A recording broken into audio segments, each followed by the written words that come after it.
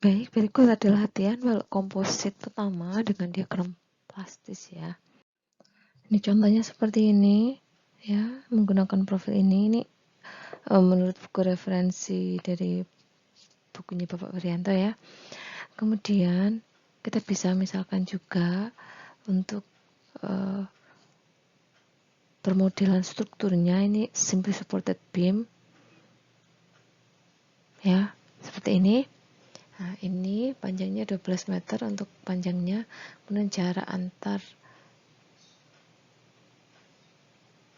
baloknya adalah 3 meter ya. Ini sebenarnya ini titik-titik ya, ini masih diteruskan gitu. Ini ya, dan seterusnya. Oke. Kemudian ini ya, perencanaan balok komposit dengan tegangan plastik. Ini misalnya sudah diketahui FC-nya 30 MPa, tebalnya 250, FC-nya 245 MPa, ini FC-nya ini ya.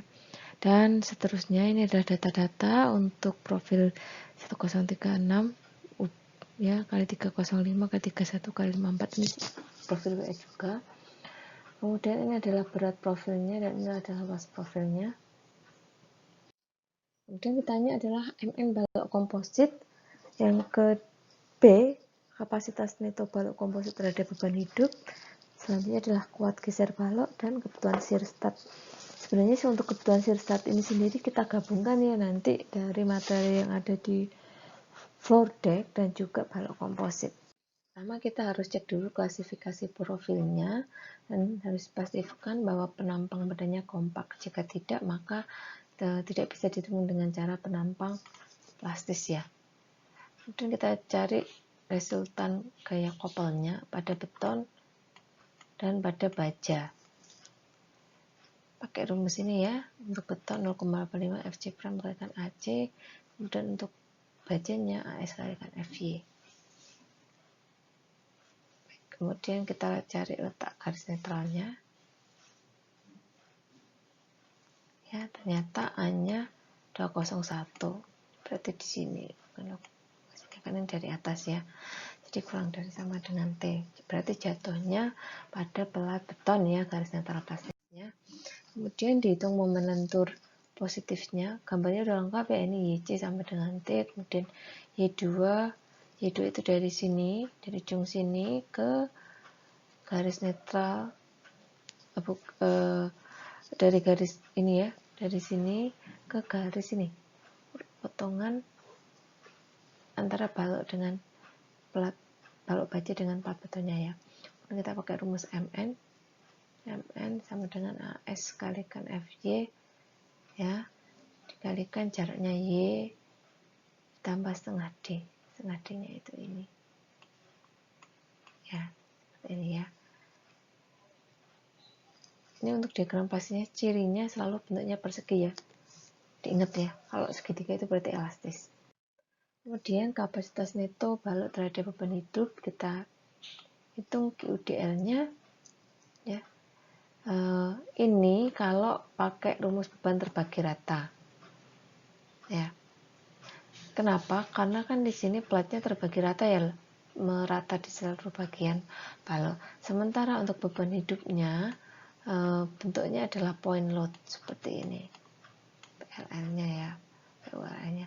Jadi untuk PULN-nya sendiri kita menghitungnya pakai cara seperti ini.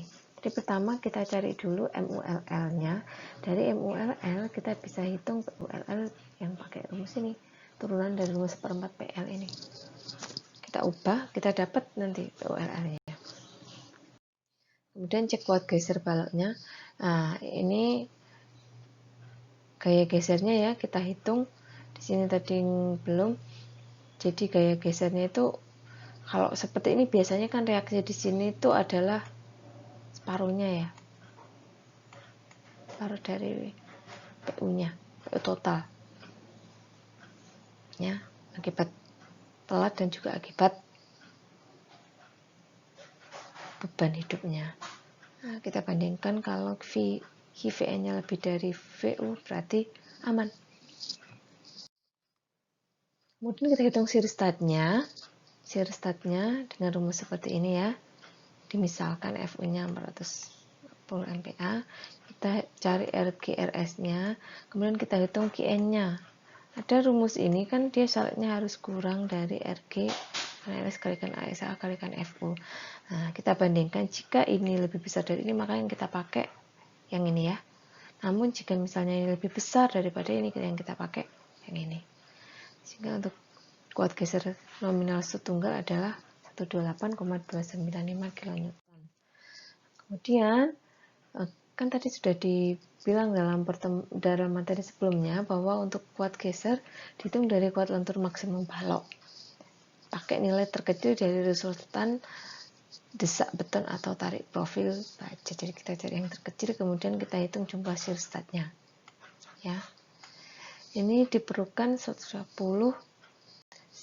tiap setengah bentang baloknya. Ya, karena biasanya ini alirannya mulai dari titik momen maksimum ke momen 0, jadi separuh ya, separuh bentang. Jadi kalau untuk satu bentang lengkap berarti butuh 240 buah. Kemudian cek spasi shear stat, ini kan sudah ada ketentuannya.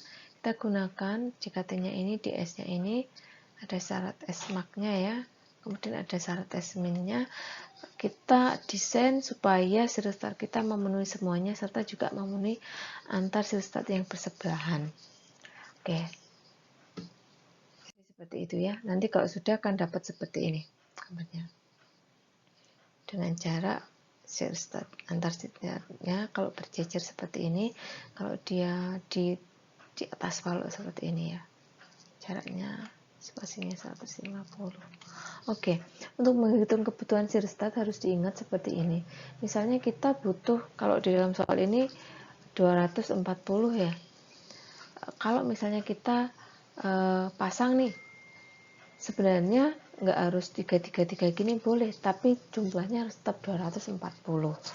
Namun ingat, kita nggak boleh mendesain shear statnya ini melayang, artinya shear statnya ini kita buat jarak meskipun dibebaskan bukan berarti jarak antar shear statnya itu sebebas-bebasnya.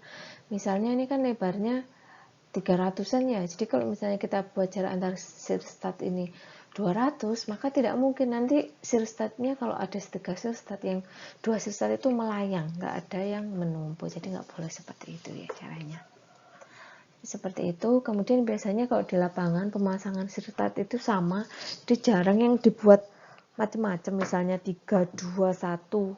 Tapi biasanya misal butuh 3 ya 3, 3 semua, 2 ya 2, 1 ya 1 untuk memudahkan pelaksanaan di lapangan. Baik, sekarang kita mau mencari lanjutan ya. Kalau untuk lanjutan harus pakai cara elastis ya. Jadi pertama kita hitung dulu lebar efektif ekuivalennya ya. Kita cari AS sama AC-nya. Ya, ini pakai lebar efektif transformasi ya. Kemudian nanti dihitung inersia totalnya ya, yang pakai rumus transformasi. Ini adalah penerusan rumus aja gitu. Yang jelas kita mau mencari inersia transformasi total seperti itu. Setelah itu maka kita hitung lanjutannya ya. Akibat beban mati saja, ini kita pakai ini ya, S-nya kan sekian, jadi IDN-nya 3,09 mm. Kemudian untuk beban hidup saja kita pakai PULL, di sini bersamanya pakai 1/48, namun kita pakai efektifnya adalah 0,75 TR. Kemudian akibat beban mati kita jumlahkan sehingga kita dapatkan lanjutan totalnya. Baik, terima kasih. Sekian dari saya. Ini adalah referensi yang kita gunakan ya. Terima kasih atas perhatiannya.